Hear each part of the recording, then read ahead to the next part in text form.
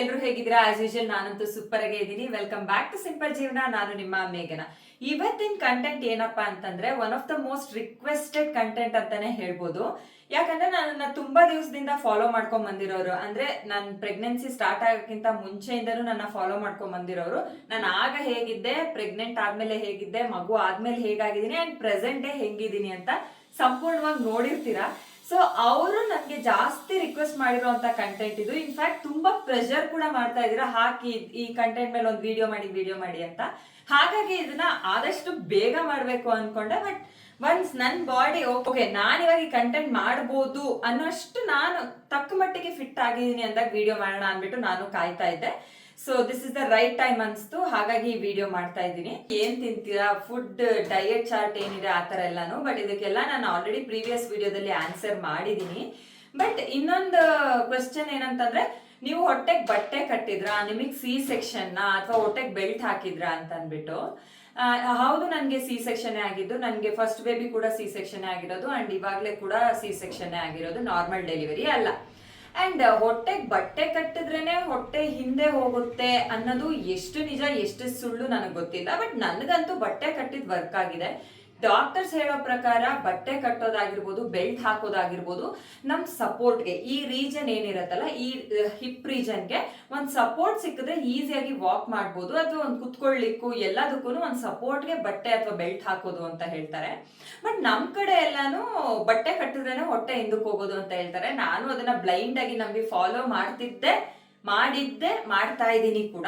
ಅದ್ ನನಗೆ ವರ್ಕ್ ಅಂತೂ ಆಗಿದೆ. ಅದ್ ಎಷ್ಟು ಮಟ್ಟಕ್ಕೆ ಗೊತ್ತಿಲ್ಲ, ಅದ್ ಕಟ್ಟಿದಕ್ಕೆ ಆಯ್ತಾ ಅಥವಾ ಅದು ಏನು ಹ್ಯೂಮನ್ ಅನಾಟಮಿ ಇರೋದೇ ಆಗ ನನಗೆ ಗೊತ್ತಿಲ್ಲ. ಬಟ್ ವರ್ಕ್ ಅಂತೂ ಆಗಿದೆ.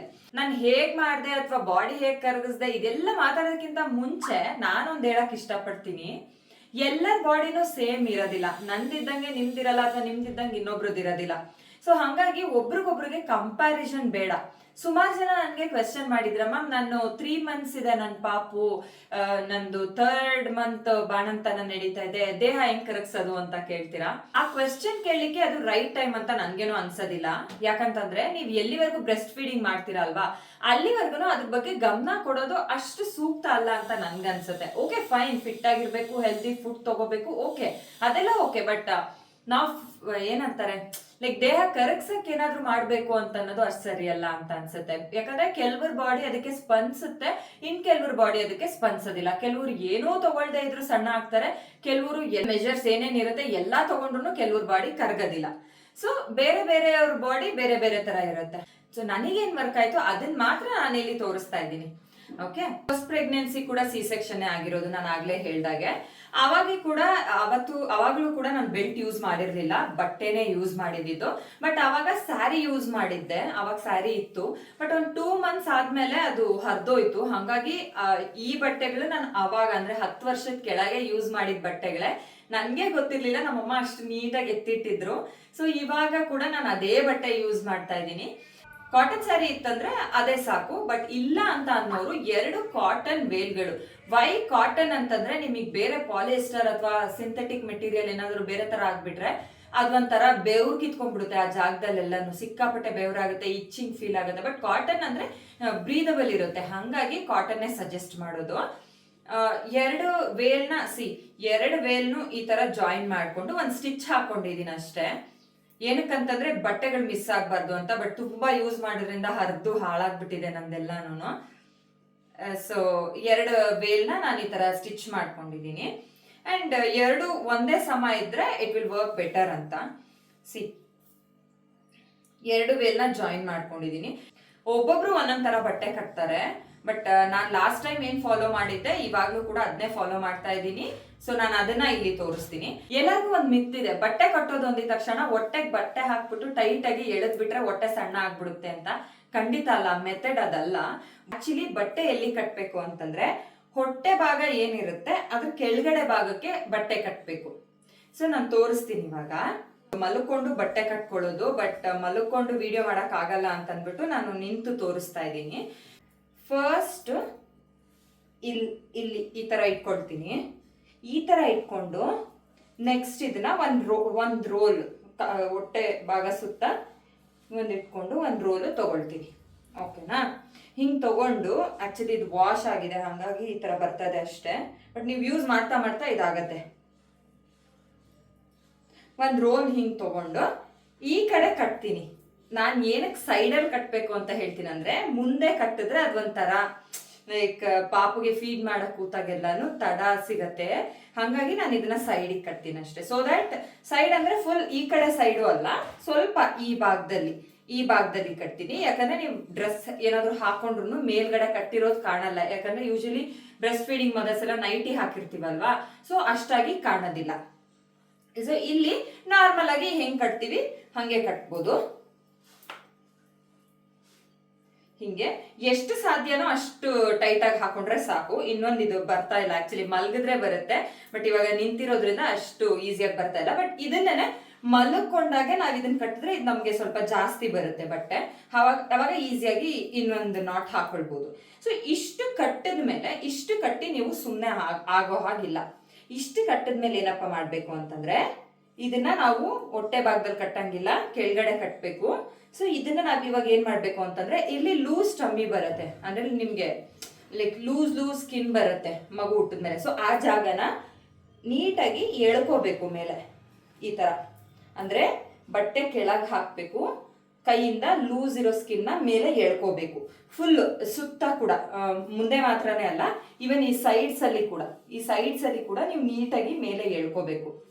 ನೀಟಾಗಿ ಎಳ್ಕೊಂಡಾಗ ಏನಾಗುತ್ತೆ, ನಿಮ್ಗೆ ಈ ಭಾಗದಲ್ಲಿ ಇನ್ನೂ ನಿಮ್ಗೆ ಎಳ್ಕೊಂಡ್ಮೇಲೆ ಗೊತ್ತಾಗತ್ತೆ. ಲೈಕ್ ಮಲ್ಕೊಂಡ್ ಕಟ್ಟಿದ್ರೆ ನೀಟಾಗಿ ಕ್ಲಿಯರ್ ಆಗಿ ಕಾಣಿಸುತ್ತೆ. ಈ ತರ ನಿಮ್ಗೆ ಲೂಸ್ ಸ್ಕಿನ್ ಕಾಣುತ್ತೆ, ಅಂದ್ರೆ ಲೂಸ್ ಬಾಡಿ ಕಾಣುತ್ತೆ ಇಲ್ಲಿ. ಬಟ್ ಇಲ್ಲಿ ಈ ಭಾಗದಲ್ಲಿ ಏನಾಗುತ್ತೆ ಅಂದ್ರೆ, ನಿಮ್ಗೆ ಸ್ಟಿಚ್ ಬಂದು ಈ ಜಾಗದಲ್ಲಿ ಬರುತ್ತೆ. ಈ ಜಾಗದಲ್ಲಿ ನಿಮ್ಗೆ ಈ ತರ ಏನು ಕಾಣಿಸೋ ಹಾಗಿಲ್ಲ, ಈ ತರ ಏನು ಬರೋ ಹಾಗಿಲ್ಲ. ಅಲ್ಲಿ ನಿಮ್ಗೆ ಸ್ಟ್ರೇಟ್ ಇರ್ಬೇಕು. ಅಲ್ಲಿವರೆಗೂ ಸ್ವಲ್ಪ ಇದನ್ನ ಪುಲ್ ಮಾಡ್ಕೋಬೇಕು, ಸ್ಕಿನ್ ಎಲ್ಲಾನು, ಲೂಸ್ ಆಗಿರೋ ಜಾಗನೆಲ್ಲಾನು.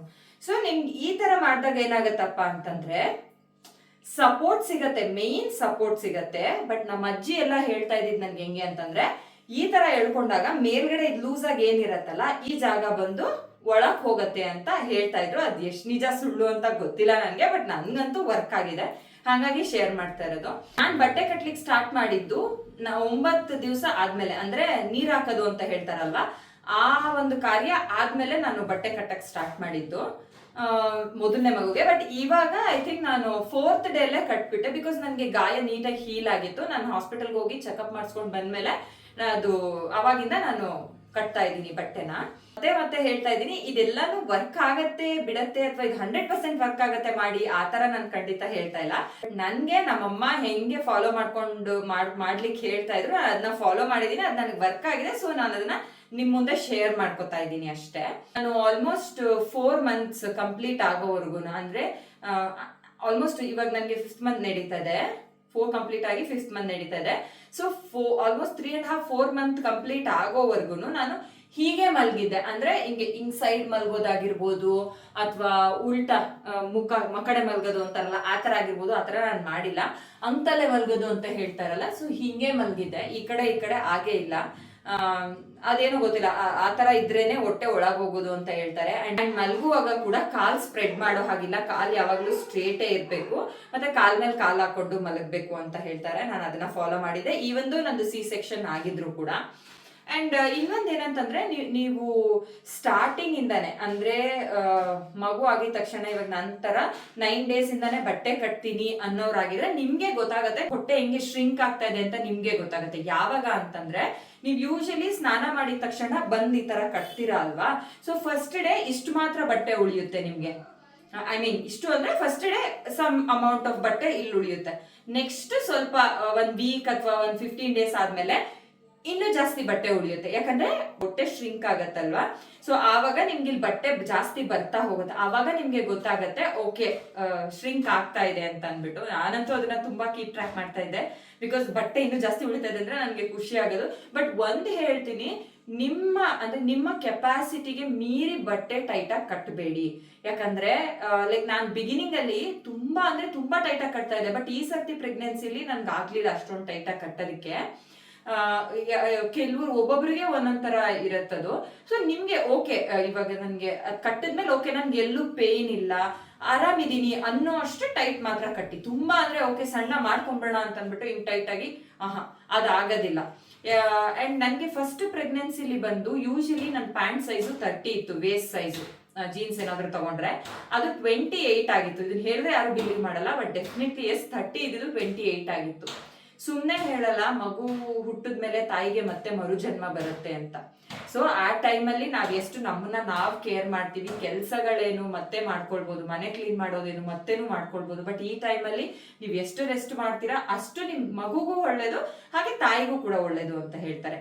ಓಕೆ, ಬಟ್ಟೆ ಕಟ್ಟಿದ್ರೆ ಹೊಟ್ಟೆ ಸಣ್ಣ ಆಗತ್ತೆ ಅನ್ನೋದು ನನ್ನ ತಲೆಗೂ ಬಂದು, ನಾನು ತುಂಬಾ ತುಂಬಾ ಸ್ಟ್ರಿಕ್ಟ್ ಆಗಿ ಫಾಲೋ ಮಾಡಿದ್ದಂತ ಒಂದು ಥಿಂಗ್ ಅಂತಂದ್ರೆ ಇದೆ ನನ್ನ ಬಾಣಂತನದಲ್ಲಿ. ಯಾಕಂದ್ರೆ ಇದು ಆಮೇಲೆ ನಾನು ಕರ್ಗಿಸ್ಕೊಳ್ತೀನಿ ಅಂದ್ರೆ ಅಫ್ಕೋರ್ಸ್ ಕರ್ಗಿಸ್ಕೊಳ್ಬಹುದು, ಯಾಕಂದ್ರೆ ಡಯಟಿಷಿಯನ್ಸ್ ಇರ್ತಾರೆ, ಅವ್ರಿಗೆಲ್ಲ ನಾವು ಕಾಂಟ್ಯಾಕ್ಟ್ ಮಾಡಿ ಅವ್ರು ಇಷ್ಟು ಅಂತ ಪೇ ಮಾಡಿಸ್ಕೊಳ್ತಾರೆ. ಅವಾಗೆಲ್ಲ ನೀವು ಪೇ ಮಾಡಿ ಅವಾಗ್ಲೂ ಕೂಡ ಮಾಡಿಸ್ಕೊಳ್ಬಹುದು. ಬಟ್ ಈಸಿಯಾಗಿ ಆಗುವಾಗ ಯಾಕೆ ಅಷ್ಟೊಂದೆಲ್ಲ ಬೇಕು? ಅಂದ್ರೆ ರೈಟ್ ಟೈಮಲ್ಲಿ ನಾವೇ ಮಾಡ್ಕೊಳ್ಳೋದು ಒಳ್ಳೇದಾ, ಅಥವಾ ಅವ್ರಿಗೆ ದುಡ್ಡು ಕೊಟ್ಬಿಟ್ಟು ಅದನ್ನೆಲ್ಲ ಫಾಲೋ ಮಾಡ್ಕೊಂಡು ಅದೆಲ್ಲ ಒಳ್ಳೇದಾ? ನೀವೇ ಯೋಚನೆ ಮಾಡಿ. ಬಿಡ್ದಿರ ಬಟ್ಟೆ ಕಟ್ಟಿದ್ದೆ ಆದ್ರೆ ನಿಮ್ಗೆ ಬಟ್ಟೆ ಕಟ್ಟಿ ತೆಗೆದ್ಮೇಲೆ ನಿಮಗೆ ನಿಜವಾಗ್ಲೂ ವಾಕ್ ಮಾಡಕ್ಕೆ ಆಗಲ್ಲ, ಟ್ರಸ್ಟ್ ಮೀ. ಯಾಕಂದ್ರೆ ಬಟ್ಟೆ ಕಟ್ಟಿ ಅಷ್ಟು ಯೂಸ್ ಆಗಿ ಬಟ್ಟೆ ಬಿಚ್ಚಿದ ತಕ್ಷಣ ನೀವೇ ಹಿಂಗೆ ಓಡಾಡಂಗಾಗತ್ತೆ. ಲೈಕ್ ಅಷ್ಟು ಒಳ್ಳೆ ಸಪೋರ್ಟ್ ಇರುತ್ತೆ. ಫಸ್ಟ್ ಪ್ರೆಗ್ನೆನ್ಸಿಲಿ ನಾನು ಬೆಲ್ಟ್ ಅನ್ನೋದು ಯೂಸೇ ಮಾಡಿಲ್ಲ. ಬಟ್ ಈ ಸರ್ತಿ ಏನಾಯ್ತು ಅಂತಂದ್ರೆ, ಲೈಕ್ ಡೆಲಿವರಿ ಆದ್ಮೇಲೆ ನಾನು ಹೋಗಿ ಸ್ಟಿಚ್ದು ಅದೆಲ್ಲಾನು ಗಾಯದೆಲ್ಲಾನು ಮೇಲೆ ರ್ಯಾಪ್ ಹಾಕಿರ್ತಾರಲ್ಲ ಅದೆಲ್ಲ ತೆಗೆಸ್ಕೊಂಡು ಬಂದ್ಮೇಲೆ ಒಂದು ವೀಕ್ ಅಥವಾ ಒಂದು 10 days ಆದ್ಮೇಲೆ ನನ್ಗೆ ಏನಾಯ್ತು ಅಂದ್ರೆ ಈ ಭಾಗದಲ್ಲಿ ತುಂಬಾ ನೋವು ಬರಕ್ಕೆ ಸ್ಟಾರ್ಟ್ ಆಯ್ತು. ನಾನ್ ಏನಾಯ್ತೋ ಹೆಂಗಾಯ್ತೋ ಅಂತ ಅಂದ್ಬಿಟ್ಟು ತುಂಬಾ ಹೆದ್ರಿದ್ದೆ ಕೂಡ. ಅದಾದ್ಮೇಲೆ ನಾನು ಹಾಸ್ಪಿಟಲ್ಗೆ ಹೋದಾಗ ಒಂದು ಸ್ಕ್ಯಾನಿಂಗ್ ಮಾಡಿಸಿದಾಗ ಗೊತ್ತಾಯ್ತು ಬ್ಲಡ್ ರೆಸಿಡ್ಯೂ ಒಂಚೂರು ಇದೆ, ಹಂಗಾಗಿ ಅದು ಇನ್ಫೆಕ್ಷನ್ ಆಗಿ ನೋವು ಕೊಡ್ತಾ ಇದೆ ಅಂತ ಅಂದ್ಬಿಟ್ಟು ಆವಾಗ ನನಗೆ ಆಂಟಿಬಯೋಟಿಕ್ಸ್ ಎಲ್ಲ ತಗೊಳಕ್ ಹೇಳಿದ್ರು. ಸೊ ನನಗೆ ಪೇನ್ ಆಗ್ತಾ ಇತ್ತು ಬಟ್ಟೆ ಕಟ್ಟಿದ್ರೆ. ಸೊ ಬೇಡ ಬಟ್ಟೆ ಅಂತ ಅಂದ್ಬಿಟ್ಟು ನಾನು ಒಂದು ಬೆಲ್ಟ್ ಇರ್ಲಿ ಅಂತ ಅಂದ್ಬಿಟ್ಟು ತಗೊಂಡಿದ್ದು. ಇದು ಕೂಡ ಚೆನ್ನಾಗಿದೆ ಬೆಲ್ಟ್, ನಿಮ್ಗೆ ಸೆಗೋ ಅಂತ ಅಂದ್ಬಿಟ್ಟು. ಇದ್ರದ್ದು ಲಿಂಕ್ ಬೇಕಿದ್ರೆ ನಾನು ಡಿಸ್ಕ್ರಿಪ್ಷನ್ ಅಲ್ಲಿ ಹಾಕಿರ್ತೀನಿ. ಅಂಡ್ ಇದನ್ನ ಯಾವಾಗ್ಲೂ ನಾನು ಯೂಶಲಿ ಬಟ್ಟೆನೆ ಕಟ್ಟೋದು. ಇವನ್ ಅದಾದ್ರೂ ಕೂಡ ನನ್ಗಿದು ಯೂಸ್ ಮಾಡಕ್ ಅಷ್ಟು ಕಂಫರ್ಟೇಬಲ್ ಅಂತ ಅನ್ಸ್ಲಿಲ್ಲ, ನಾನು ಬಟ್ಟೆನೆ ಕಟ್ತಾ ಇದ್ದಿದ್ದು. ಬಟ್ ಎಲ್ಲಾದ್ರೂ ಹೊರಗೆ ಹೋಗುವಾಗ ಅದು ಗಂಟ್ ಹಾಕಿರ್ತೀವಲ್ಲ ಇಲ್ಲಿ ಹಾಗೆ ಕಾಣುತ್ತೆ ಅಂತ ಅಂದ್ಬಿಟ್ಟು ಹೊರಗೆ ಹೋಗುವಾಗ ಮಾತ್ರ ಇನ್ನೇನು ಹೊರ ಹೊರಟೆ ಅನ್ನುವಾಗ ಅದು ಬಿಚ್ಚಿ ಇದನ್ನ ಕಟ್ಟಿ ಹೋಗ್ತಾ ಇದ್ದೆ. ಮಗು ಆರಾಮಾಗಿದ್ಯಾ, ಮಗು ಚೆನ್ನಾಗಿ ಫೀಡ್ ತಗೊಳ್ತಿದ್ಯಾ, ಪಾಪು ಆರಾಮಾಗಿದ್ದಾನ ಅನ್ನೋದ್ರ ಕಡೆ ಅಷ್ಟೇ ನಿಮ್ಗೆ ಗಮನ ಇರ್ಲಿ. ಸಣ್ಣ ಆಗ್ಬೇಕು ಅದೆಲ್ಲ ಆಮೇಲೂ ಆಗ್ಬೋದು, ಬಟ್ ಹಂಗಂತ ಎಲ್ಲ ನೆಗ್ಲೆಕ್ಟ್ ಮಾಡ್ಬಿಡಿ ಅಂತ ಹೇಳ್ತಾ ಇಲ್ಲ. ಚಿಕ್ಕದೇನಿದೆ ಅದನ್ನ ಫಾಲೋ ಮಾಡ್ತಾ ಹೋಗಿ. ಬಟ್ ಇವಾಗ್ಲೇ ನಾನು ಫುಲ್ ಎಕ್ಸಸೈಸ್ ಮಾಡ್ತೀನಿ ಅಥವಾ ಏನೋ ಒಂದು ಮಾಡ್ತೀನಿ ಅದೆಲ್ಲ ಸ್ವಲ್ಪ ಅವಾಯ್ಡೇ ಮಾಡ್ಬೇಕು. ಯಾಕಂದ್ರೆ ಫೇಸ್ ಆಫ್ ಲೈಫ್ ಇದು ಮತ್ತೆ ಬರೋದಿಲ್ಲ. ನಾವು ಆಮೇಲೆ ಬೇಕಾದ್ರೂ ಯೋಗ ಎಲ್ಲ ಕಲ್ತ್ಕೊಂಡು ಮತ್ತೆ ರೀಸ್ಟಾರ್ಟ್ ಮಾಡ್ಬೋದು. ಬಟ್ ಈ ಫೇಸ್ ಆಫ್ ಲೈಫ್ ನಾವು ಮಗು ಜೊತೆ ಏನ್ ಕಳಿತೀವಿ ಇದನ್ನ ಮತ್ತೆ ನಾವು ನೋಡ್ತೀವಿ ಅಂದ್ರೂ ಸಿಗೋದಿಲ್ಲ. ಯಾಕಂದ್ರೆ ಏನೇ ಅಣ್ಣಂಗೆ ಪಾಪು ಆಗುತ್ತೆ ಅಥವಾ ತಮ್ಮಂಗ್ ಪಾಪು ಆಗುತ್ತೆ ಅಥವಾ ಅಕ್ಕಂಗಾಗುತ್ತೆ ತಂಗಿಗಾಗುತ್ತೆ ಅಂತಂದ್ರು ನಾವ್ ಹೆತ್ತಿರೋ ಮಕ್ಕಳನ್ನ ನಾವು ನೋಡಿದಷ್ಟು ಬೇರೆ ಮಕ್ಕಳನ್ನ ನಾವು ನೋಡ್ಲಿಕ್ಕೆ ಸಿಗೋದಿಲ್ಲ. ಬಟ್ ಸೊ ಈ ಟೈಮ್ ನ ಸಂಪೂರ್ಣವಾಗಿ ಎಂಜಾಯ್ ಮಾಡಿ. ಯಾವ್ದೇ ರೀತಿ ಬೇರೆ ಬೇರೆ ಅಯ್ಯೋ ಅಂತಾರೆ ಅವಳೇನ್ ದಪ್ಪ ಆಗಿದ್ದಾಳೆ ಅಂತಾರೆ, ಸಣ್ಣ ಆದ್ರೆ ಅದು ಅಂತಾರೆ ಅಯ್ಯೋ ಅವಳೇನ್ ಸಣ್ಣ ಆಗಿದ್ದಾಳೆ ಅಂತ. ಸೊ ಅದ್ರ ಕಡೆ ಎಲ್ಲ ಕಿವಿ ಕೊಡ್ದಿರಾ ಆರಾಮಾಗಿ ಮಗು ಜೊತೆ ಎಂಜಾಯ್ ಮಾಡಿ ಅದನ್ನ ಏನಂತಾರೆ ಅನ್ಭವಿಸ್ರಿ. ನನ್ಗೆ ಎಷ್ಟೋ ಸರ್ತಿ ಅನ್ಕೊಂತೀನಿ ನನ್ ಮಗ ನಗುವಾಗ ಅಯ್ಯೋ ಈ ಮೂಮೆಂಟ್ ಹಿಂಗೆ ಫ್ರೀಸ್ ಆಗ್ಬಿಡ್ಲಪ್ಪ ಅಂತ ಅಂದ್ಬಿಟ್ಟು. ಯಾಕಂದ್ರೆ ಅಷ್ಟು ಚೆನ್ನಾಗಿರತ್ತೆ ಈ ಟೈಮ್. ಮತ್ತೆ ನಾವು ದುಡ್ಡು ಕೊಟ್ಟು ಕೊಂಡ್ಕೊಳ್ಳಿಕ್ ಖಂಡಿತ ಆಗೋದಿಲ್ಲ. ಸೊ ಇದಿಷ್ಟು ನಾನ್ ಫಾಲೋ ಮಾಡಿರೋ ಟೆಕ್ನಿಕ್ಸ್. ಪರ್ಟಿಕ್ಯುಲರ್ ಆಗಿ ಹೊಟ್ಟೆ ಕಡಿಮೆ ಆಗ್ಬೇಕು ಅಂತಂದ್ರೆ ನಾನ್ ಫಾಲೋ ಮಾಡ್ಕೊಂಡ್ ಬಂದಿರೋದು ಹೇಳ್ತೀನಿ. ಮೊದಲನೇದು ಬಟ್ಟೆ ಕಟ್ಟಿರೋದು, ಇನ್ನೊಂದು ಬಂದು ಅಂಕತಲೆ ಮಲ್ಕೊಂಡಿರೋದು, ಆ ಕಡೆ ಈ ಕಡೆ ಅಥವಾ ಮಕ್ಕಡೆ ಮಲಗಿರೋದಾಗ್ಲಿ ಇಲ್ಲ. ಅಂಡ್ ನೆಕ್ಸ್ಟ್ ಬಂದು ಫುಡ್ ಅಂತ. ಫುಡ್ ಅಫ್ಕೋರ್ಸ್ ಡಯೆಟ್ ಫಾಲೋ ಮಾಡ್ಬೇಕು. ಡಯೆಟ್ ಇನ್ ದ ಸೆನ್ಸ್ ನೀನ್ ಅದೇನೋ ಕಡಿಮೆ ತಿನ್ನು ಅಲ್ಲ. ಬಟ್ ಏನಂದ್ರೆ ಇವಾಗ ಊಟ ಎಲ್ಲ ಸ್ವಲ್ಪ ಮಸಾಲೆ ಪದಾರ್ಥಗಳು, ನಾನು ಇವತ್ತಿನವರೆಗೂ ಹಸಿ ಮೆಣಸಿನ್ಕಾಯಿ ಹಾಕಿರೋದು ಏನೂ ತಿಂದಿಲ್ಲ. ಅಂಡ್ ಕೆಲವೊಂದು ಶೀತ ಪದಾರ್ಥಗಳು ಎಲ್ಲ ತಿನ್ಬಾರ್ದು ಅಂತ ಹೇಳ್ತಾರೆ, ಅದು ತಿಂದಿಲ್ಲ. ಆದ್ಮೇಲೆ ಎಣ್ಣೆಲಿ ಕರ್ದಿರೋದೆಲ್ಲ ಜಾಸ್ತಿ ತಿನ್ನಕ್ ಹೋಗ್ಬಾರ್ದು. ಯಾಕಂದ್ರೆ ಆಲ್ರೆಡಿ ಪಾಪು ನಮ್ಮ ಹೊಟ್ಟೆಲಿರುವಾಗ್ಲೇ ಕಂಪ್ಲೀಟ್ ಆಗಿ ಒಂದು ಫ್ಯಾಟ್ ಲೇಯರೇ ನಮ್ಮ ಹೊಟ್ಟೆಲಿ ಇರತ್ತೆ. ಅದ್ರ ಜೊತೆ ನಾವ್ ಇನ್ನೂ ಫ್ಯಾಟ್ ಬಿಲ್ಡ್ ಆಗುವಂತ ಫುಡ್ ಕೊಡ್ತಾ ಇದ್ರೆ ಅದು ಫ್ಯಾಟ್ ಎಲ್ಲ ಅಕ್ಯುಮುಲೇಟ್ ಆಗಿ ಹೊಟ್ಟೆ ಎಲ್ಲ ದಪ್ಪ ಆಗೋದು ಅದೆಲ್ಲ ಸಹಜ ಇರುತ್ತೆ. ಸೊ ಮೇನ್ ಫುಡ್ ಮೇಲೆ ಕಂಟ್ರೋಲ್ ಇರ್ಲಿ. ಕಂಟ್ರೋಲ್ ಅಂದ್ರೆ ಕಡಿಮೆ ತಿನ್ನೋದಂತ ಅಂತೂ ಖಂಡಿತ ಅಲ್ಲ. ಜಂಕ್ ಕಡಿಮೆ ಮಾಡಬೇಕು, ಹೊರಗಡೆ ಕಡಿಮೆ ಮಾಡಬೇಕು, ಆಮೇಲೆ ಏನಂತಾರೆ ಎಣ್ಣೆಲಿ ಕರೆದಿರೋದು ಐಟಮ್ಸ್ ಆಗಿರ್ಬೋದು, ಇದೆಲ್ಲ ಸ್ವಲ್ಪ ಕಡಿಮೆ ಮಾಡಿದ್ರೇನೆ ಉತ್ತಮ ಅಂತ ನನ್ಗನ್ಸುತ್ತೆ. ಅಂಡ್ ಇವಾಗ 5th ಮಂತ್ ಆಗಿರೋದ್ರಿಂದ 4th ಮಂತ್ ಕಂಪ್ಲೀಟ್ ಆಗಿದೆ ಅನ್ನೋದ್ರಿಂದ ಇವಾಗ ಸ್ವಲ್ಪ ಎಲ್ಲ ತಿಂತೀನಿ.